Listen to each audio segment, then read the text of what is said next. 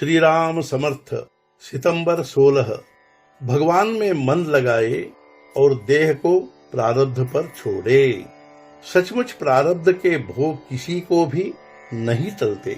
प्रारब्ध का संबंध देह तक ही होता है, मन से नहीं होता। देह को प्रारब्ध से सुख दुख मिलता है। दुख को कोई नहीं चाहता, किंतु दुख आता ही है। सुख का भी वैसा ही है। प्रारब्ध यानी कृत कर्मों का फल, यह अच्छा या बुरा भी हो सकता है। सुख के भोग आए तो आदमी को कुछ लगता नहीं, किंतु दुख का प्रसंग आने पर वह कहता है, मैंने भगवान की इतनी सेवा की, मैं फलाने फलाने सत्पुरुष का शिष्य हूँ, फिर भी मुझे ऐसा दुख क्यों भुगतना पड़ता है। किंतु वह यह नहीं समझता कि यह सब उसी के कर्म का फल है। उसमें भगवान या संत क्या करे।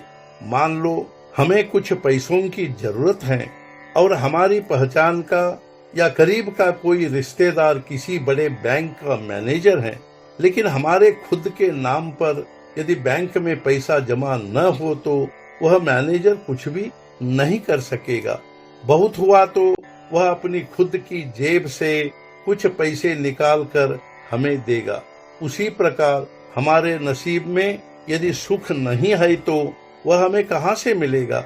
बहुत हुआ तो कोई संत आवश्यकता अनुसार हमारा दुख खुद भोग कर हमारा बोझ हल्का करेगा। बस इसलिए अपने प्रारब्ध से प्राप्त भले बुरे फल हम देह से भोगे और मन से भगवान का स्मरण बनाए रखे।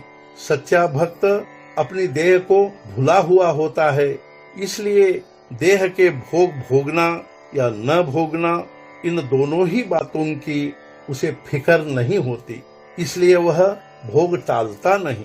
मनुष्य की देह के अवयवों में असमानता होती है, वैसे ही मनुष्य के विकार और गुण पूर्व जन्म के संस्कार के अनुसार अर्थात नसीब के अनुसार कम अधिक मात्रा में आते हैं।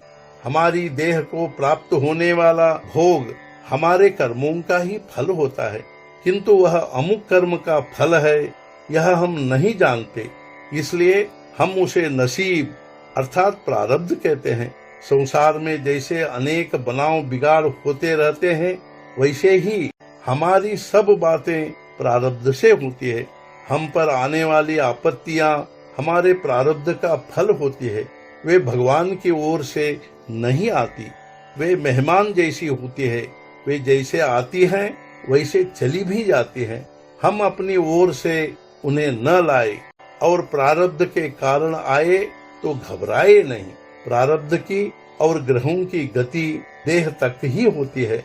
मन से भगवान को भजने में उनकी ओर से कोई बाधा नहीं होती।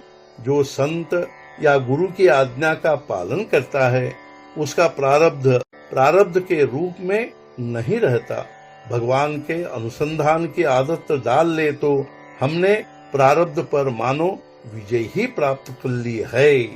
आज का मुख्य विचार, जो भगवान का हो जाता है वह देह प्रारब्ध पर छोड़ सकता है। सद्गुरुनाथ महाराज की जय। जय जय रघुवीर समर्थ।